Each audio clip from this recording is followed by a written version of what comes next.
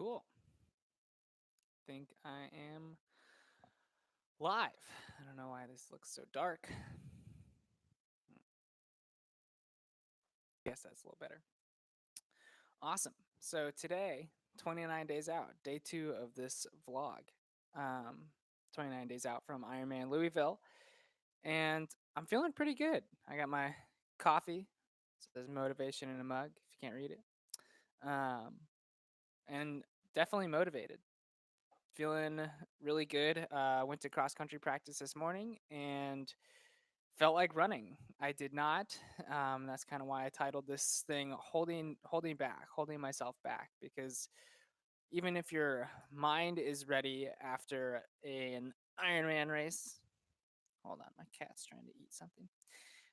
Even if your mind is ready after an Ironman race, your body is probably not. Just to be totally honest with you.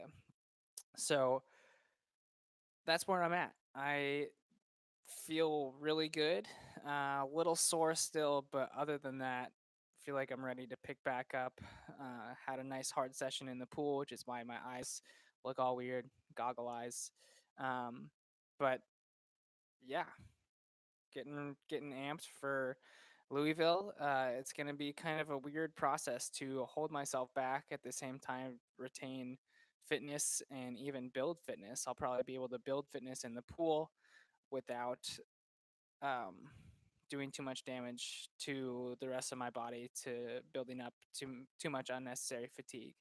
So yeah, it'll be kind of an experiment, but I'm looking forward to it, and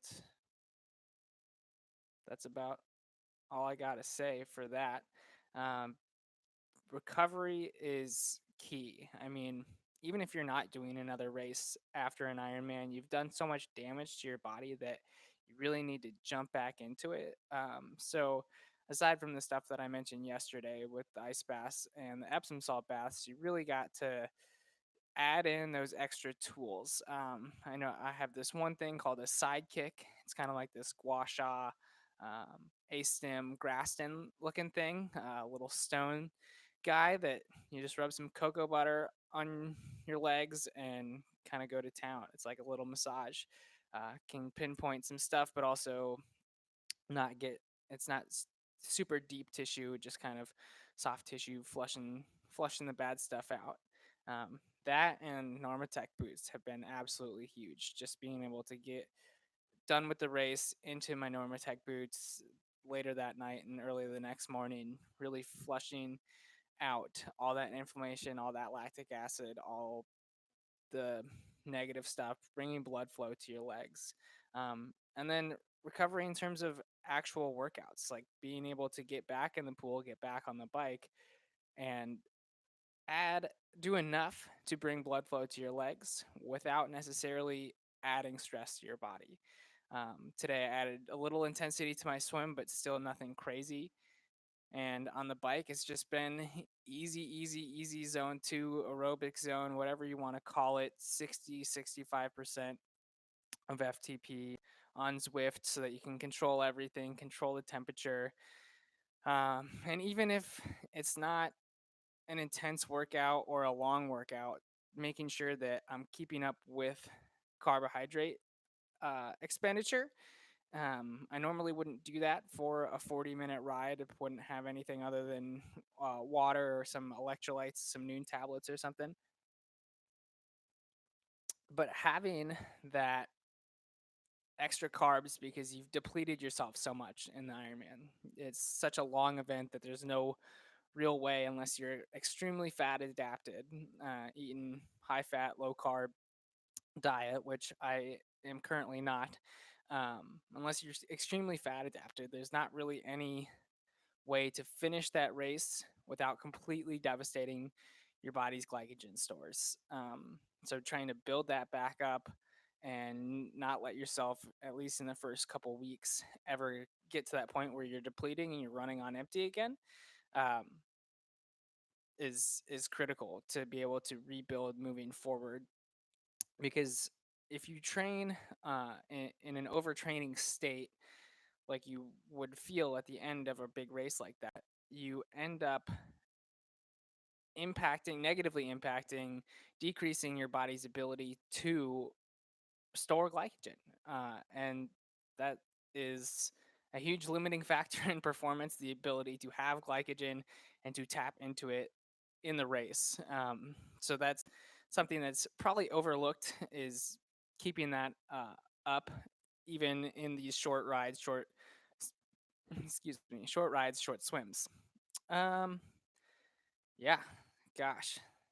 Other than that, it really takes time, and recovery, you can only move so quick with recovery, even doing all these other little things like the sidekick tool, like Normatec boots, Epsom salt, ice baths, blah blah blah. There's not a magic fix. It takes time and time and time and time. And that's all there really is. You just got to keep holding yourself back, keep it in your mind that even though when you look forward, it might seem like you need to validate your training and keep your confidence up high. If you just did a race or you're building towards a race, none of that fitness goes away really fast, especially if you're able to maintain it with short stuff, short workouts. It doesn't go away quickly. It takes about 2 weeks if you just do absolutely nothing for it to go away. I mean, you might feel a little flat, a little fatigued, and your body might not be used to it, but the fitness is still there. So that's something that you always have to keep in mind, is that you can generally take a little bit longer, and should take a little bit longer than you feel like you need, uh, when you're building back into your program. So I know for me, I'm going to get to the point in the next couple days where I am just itching to get back into some intensity on the bike, itching to get back into some intensity and just regular running. And holding myself back that one extra day is probably going to be the factor, one of the factors that pushes me through that last 5, 6 miles of the run, making sure that I'm fully recovered. Because your mind is always ready before your body is.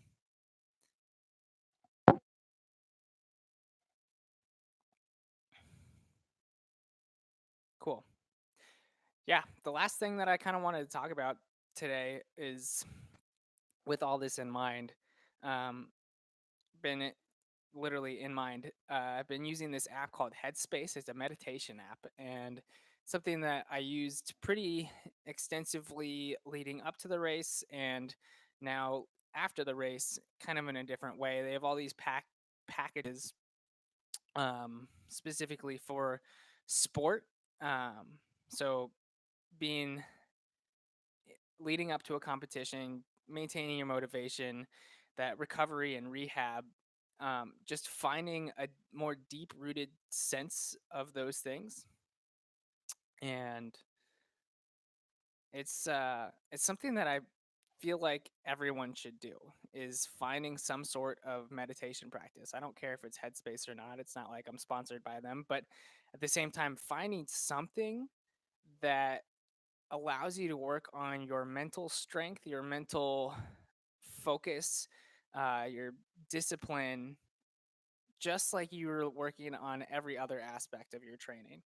It's an overlooked thing that is really important, because when you're out there on the course, it takes a lot of focus to not let your mind ping pong back and forth or go haywire if something's going slightly wrong. Like in the Wisconsin swim a few days ago, it was really choppy. You're getting hit in the face with water, you're getting hit in the face with elbows from other people. To keep yourself in the present moment and know that it's not going to matter in the long run. To say that your mind kind of wants to go into this panic mode, and having that background, that ability to draw on those meditations to say, hey, calm down, it's all going to be okay, is what keeps your heart rate down and what keeps you in the optimal heart rate zone for the remainder of the race. Because if you blow up in the first